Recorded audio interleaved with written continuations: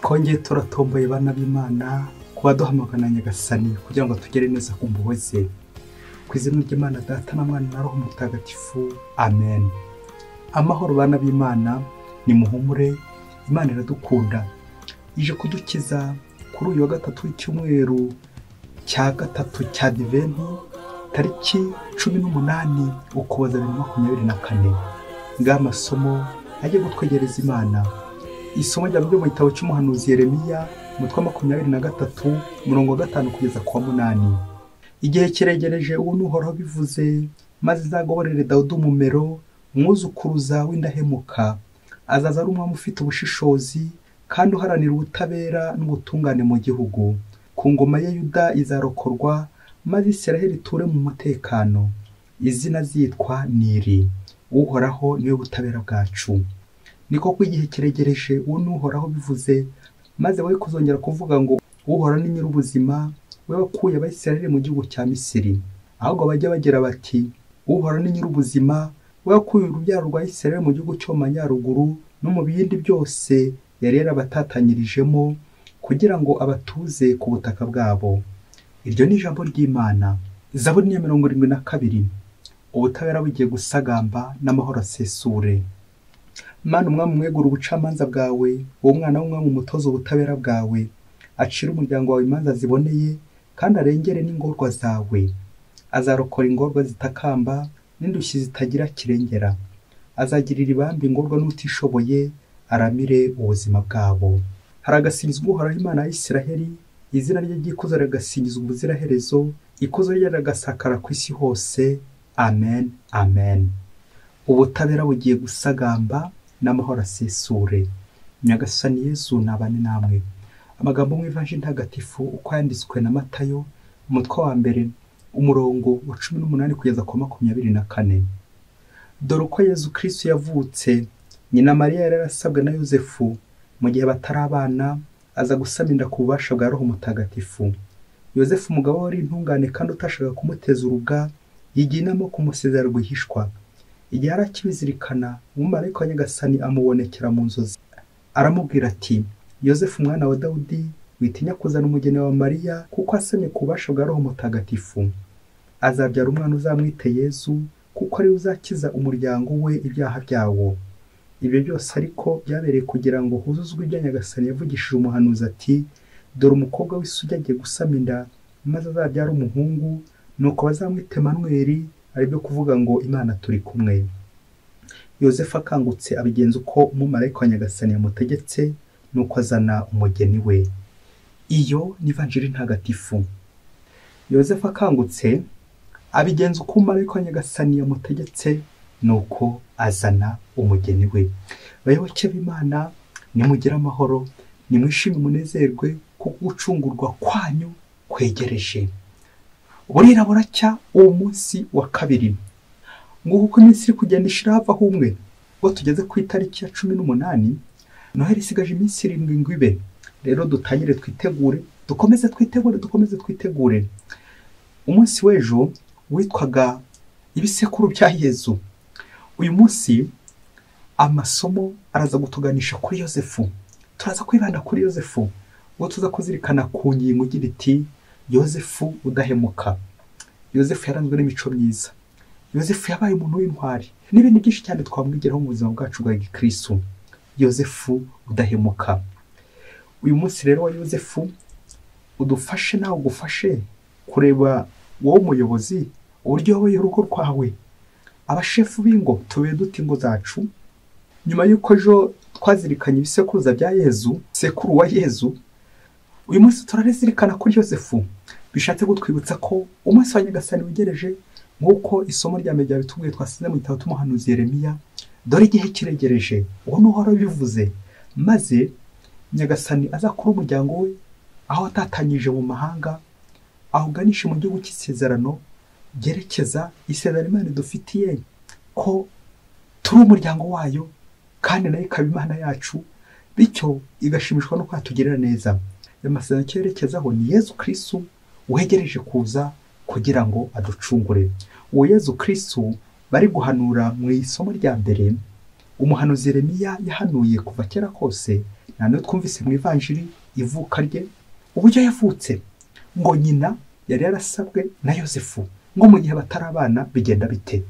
Iyo nkuru niyo tugiye gukomeza tugenda tuzirikanaho uko Yosefu yaje kubana na Bikira Mariya, ndetse n'uko Yezu Kristo yaje kuvuka akitwa umwana w'Imana, umucunguzi muri urugo rwa Yosefu. Yosefu tumuvuzeho bwakira bugacya ntitwabona aho dushyira ibyo twamuvugaho. Afite ibigwi byinshi, ariko mu bigwi afite, mu mico myiza afite, reka tugarukire gusa imico ine, ibintu bine byiza bya Yosefu bize kugufasha kureba muri ibyo bine hari na kimwe wujujemo. Hari n'ibindi byinshi cyane nk'uko byagarutse muri ino vanjiri. Icya mbere turazirikana ku ibanga, icya kabiri turazirikana ku bushobozi bwa Yosefu, icya gatatu turaza kuzirikana ku buriri bwa Yosefu, icya kane turaza kuzirikana ku butumwa bwa Yosefu. Reka duhere ku cya mbere, ibanga. Twumvise uburyo Yosefu yamenye amakuru kuri Bikira Mariya, ariko afata umugambi ko azamusezerera rwihishwa mu ibanga, atamukoza isoni, utashaka kumukoza urubwa. Uyu muco mwiza wa Yosefu utandukanye n'uko tubayeho muri ino si, aho usanga mugenzi wawe yaguhemukiye ugashishikazwa n'uko wahamagara abayobozi, ugahamagara abakuru, ugakoranya imiryango, atereka nanjye murege. Abantu benshi ukagira ngo urugo rwacu rwahindutse urukiko, kandi urugo rugomba kuba urugo rw'imbabazi. Yosefu rero aratwerekeza ku ibanga tugomba kugira, kabone n'ubwo abandi twabafatanye igihanga, twabafashe mu makosa, bari mu mafuti, tugakomeza kubabikira ibanga, tukinda kubashyira ku karubanda, tukinda kubaharabika. Iki cyaranze Yosefu, bituma azamenya n'amakuru nyayo ayabwiwe n'Imana. Iyo wabitse ibanga, Imana nawe irakwizera, kuko nawe wizeye Imana koko. Umugenzi wa Yosefu ugufasha nanjye ufashe kureba abantu agiye nshyira hanze, aho nagize umuntu uva, iminwa iva, kuvuga byose ntacyo usize usibye icyo wibagiwe. Muri iyi minsi heze nanjye kuvuga indwara, aho usanga mu rugo umugabo aca inyuma umugore we, ukaza gusanga urugo rwahindutse, urugo rwagiye hanze.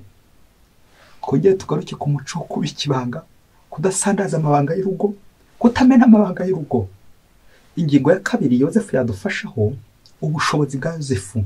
Nabyise mu Gifaransa être disponible à Dieu. Burya ushobora kuba ushoboye ariko udashobotse, ushobora kuba warize ariko udashobotse, utazi kubanira abandi neza. Kuba rero ushobokera Imana ni uko amaso imbere y'Imana.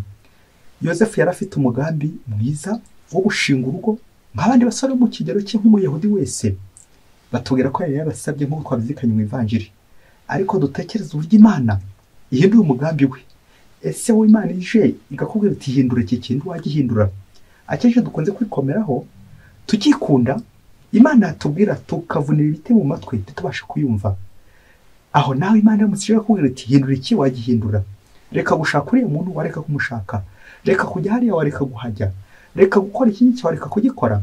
Ngiyo disponibilité, nguko kubonekera Imana, gushobokera Imana, kureka Imana ikambona, kureka Imana ikankoresha ibyo ishaka, kureka Imana ikanjyana aho ishaka. Nk'uko Yosefu yemeye Imana ikamutembereza, akaba yahindura umuhamagaro yari afite, akareka Imana ikamukoresha, akajya mu muhamagaro w'Imana, kubera Imana, kubera ko ariko Imana bishatse. Dusaba inema yo kureka Imana igakora ugushaka kwayo mu buzima bwacu.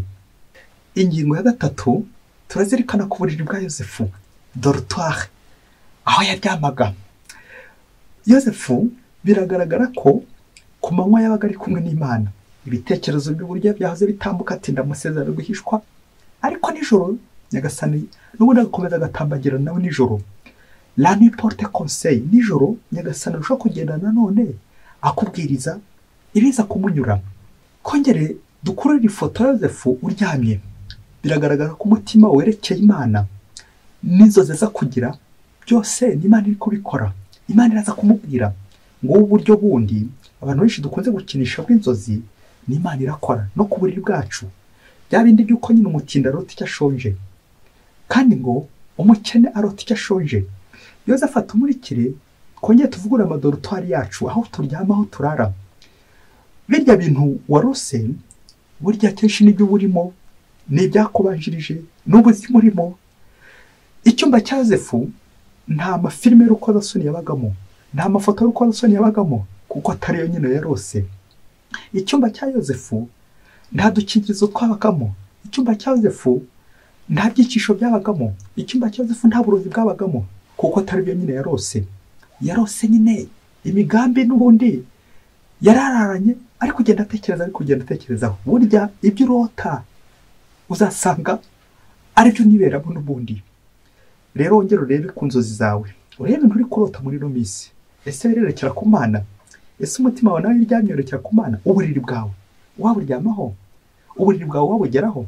Uburiri bwawe umeze gute? Uryamute urarute? Icyumba cyawe kiba giteguye gite?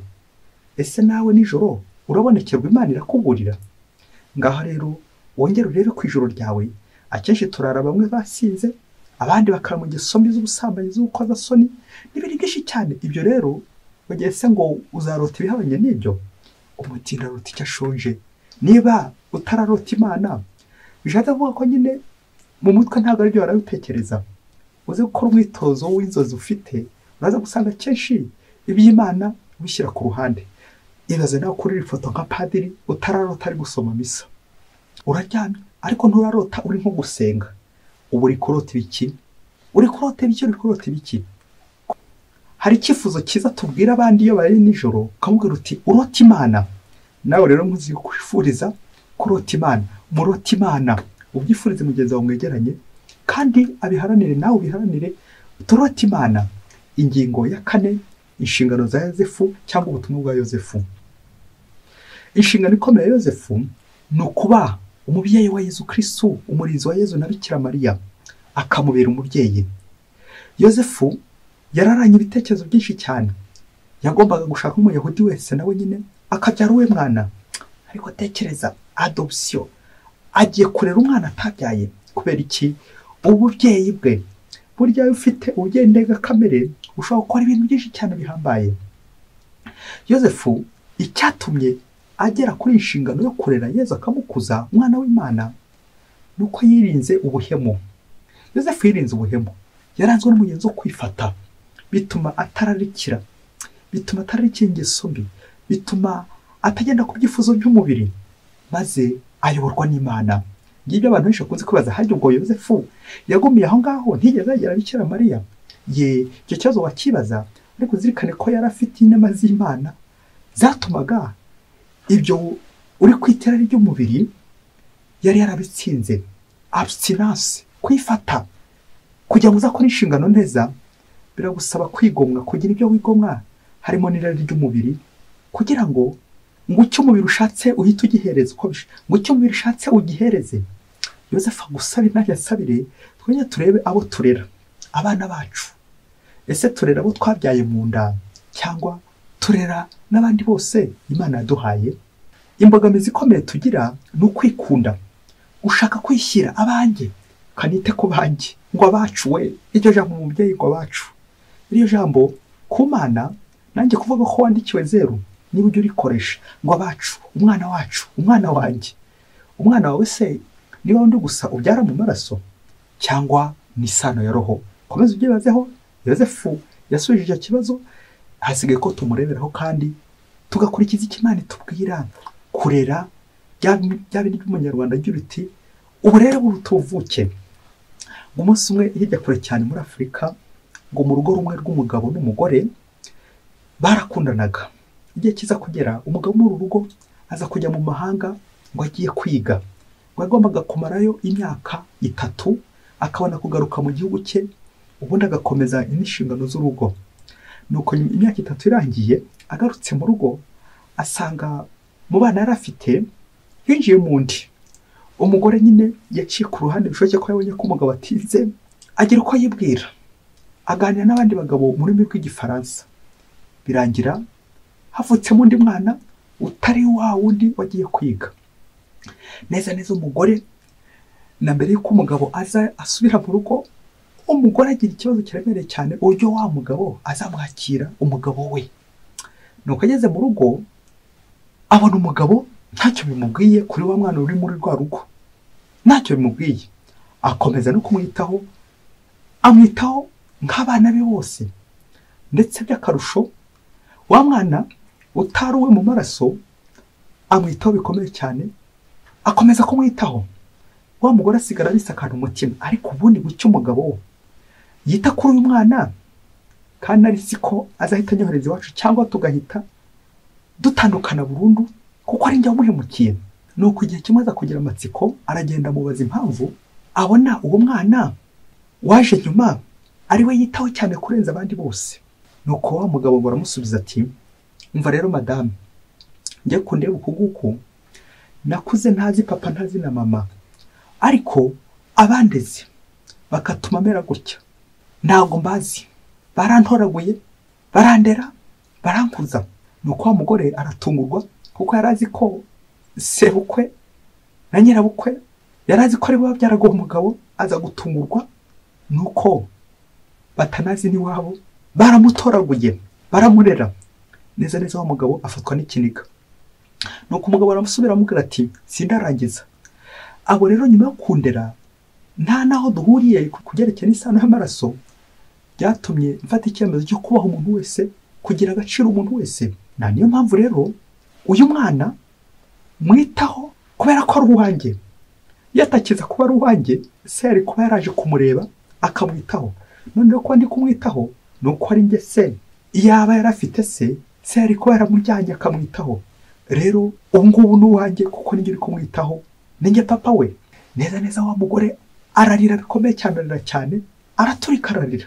Ngaho fori cyarizaga wa mugore. Wa mugore wicyamurizaga nuko atekereza ku buryo bwose yamukiye umugabo, n'uburyo umugabo abyakiriye neza, kandi koko bikaba bimuri mu maraso kwakira umwana neza akamwitaho nk'uwe koko kurenza n'uwe yewe. Bikabaza uwo mugore. Wa mugore arushaho kurira n'ikiniga cyinshi. Byaje kurangira akomeje gusaba imbabazi umugabo uburyo yabirenze akamuhemukira, ariko umugabo akaba rwose yarabyakiriye neza, kuko uwo mwana n'uwe nyine mu gihe aje mu rugo rwe yakiza kuba yarafite se yari kuba yaramujyanye we nyine agiye kumwitaho. Bayoboke b'Imana, Yesu Kristo akuzwe. Nguru rugo, nguyu umugabo, nguyu umugore, mu rugo rwaba ari kurera umwana. Yavuga Kinyarwanda igira iti, uburere buruta ubuvuke. Ongera urebe naho uno munsi ese aburera abo witaho n'abaho ku giti cyawe, n'abo mu nda yawe, ni bene wanyu, ni basko, ni nyoko, ni papa wawe, ni mama wawe, wasaga ari wowe witaho gusa. Ufite abana bangahe witaho? Yosefu aracyakumurikiye nawe mu nshingano ufite nk'umubyeyi. Uri umubyeyi nawe. Reka dusoreze ku mukoro uraza kuri mu bintu bitatu. Icya mbere, aba bana umugabo n'umugore. Umugabo ntaho waciye inyuma umugore wawe, wenda ukabyara n'abana hanze. Abo bana se wowe mugore wabashije kubitaho abana b'umugabo yabyaye hanze? Wa mugabo we, umugore aguciye inyuma akabyara undi mwana utari uwawe, aho nawe ushobora kumwitaho akaba umwana wawe, nawe ukamubera umubyeyi, ukaba papa we. Yosefu ntacyo akubwiye. Umwitozo wo mu rugo urakomeye cyane, aho usanga turi guhungeta abana ngo si abacu si abacu. Wowe wakureze ninde? Ninde wakwitayeho? Icya kabiri ni umukoro twaha abantu bose bari ku isi, kurera cyangwa kwita no kuba mudahuje amasano. Akenshi dukunze kwibanda ku masano y'umubiri, ati uyu ni mubyara wanjye, uyu duhuje ubwoko, uyu duhuje idini, n'utundi dusano twa runtu tuzavamo runtu tukaza kugira isano isumbiye amaraso, isano yo kwemera ko turi abana b'Imana. Umuntu wese wageze mu rugo rwawe, umuntu wese wabonye ukeneye ubufasha bwawe, ujye umuhereza. Uwo niyo mwana wawe, uwo niyo mubyeyi wawe, ubundi umwiteho. Kurera n'abo tudahuje amasano y'amaraso, ukamufasha, ukamwitaho, ukamugira neza, kuko nawe ni uwawe. Burya umuntu wese wafashije witayeho, uwo ni uwawe. Yakiza kuba yarafite ise yari kuba yamutwaye, ariko niba ari mu biganza byawe umwiteho, niwo papa we, niwo mama we, niwo mubyeyi we. Umukoro wa gatatu ni ukwirinda kwikunda. Kaduhere mu rugo. Abantu benshi impamvu bamwe bari gusaba agatanya muri no minsi, umugabo agaciye umugore we, umugore agaciye umugabo we, nta kindi burya no kwikunda. Abantu benshi barikunda, ukajya gusabira hirya no hino mu bihuru no mu bigunda kubera iki kwikunda. Yosefu yakiza kwikunda ntabwo ari kwemera umugambi w'Imana, ariko kubera ko yiyanze arigomwa, bituma koko ashinga urugo kandi yita kuri icy'Imana Yesu abagira neza. Usibye abashinze urugo, reka tujye kubiha Imana nabo bagomba kwirinda kwikunda. Yosefu ni urugero nanone rw'abihaye Imana rw'ishusho nziza, urugero rwiza rw'ubudahemuka, kwifata ukaba kwifata ubuzima bwawe bwose ugendereye iki? Kuza inshingano z'Imana, kuza ubutumwa bw'Imana, gukora neza umurimo w'Imana, gukora neza ubutumwa bw'Imana. Ngiye ari inshingano y'abihaye Imana, kwigomwa, ukigomwa irari ry'umubiri kugira ngo Imana uyemerere ihindure umugambi wari ufite. Ushobora gushaka umukobwa mwiza, ugashaka umugore mwiza, ugashaka umugabo mwiza, ukabona umusore mwiza n'ibindi byinshi cyane, ariko se kuki wabyigomwe? Bihaye Imana, padiri Marcel, frere, ese kwigomwa kwawe ujya uguha agaciro kugira ngo wongere urebe ko hari ubundi butumwa Imana yaguhaye? Nari ngiye kuvuga nko guhindurira ubuzima abandi basanzwe babamo. Muri ibyishimo bya Yosefu nta handi bishingiye ni ukubidahemuka. Mugabo umugore wabaye umuhemu, ujye umenya ko nta byishimo byawe. Wihaye Imana wahemutse, nta byishimo nyine wagira. Biradusaba kugaruka twongere turebere kuri Yosefu utarahemutse, bityo bigatuma ashobokera Imana, yegukira Imana wenyine, yuza neza inshingano Imana yamuhaye, ubutumwa Imana yamuhaye bwo kurera umwana w'Imana Yezu Kristo. Ngwifurije gukomeza witegura neza, wongere urebe ahantu hose wahemutse, maze ubwire Imana uti Nyagasani, ndifuza ko guhera uno munsi naba indahemuka buri munsi nka Yosefu mutagatifu. Mwese Imana ibahe umugisha. Imana Data na Mwana na Roho Mutagatifu. Amen. Padiri Masomo Ladislas wa Diyosezi ya Cyangugu.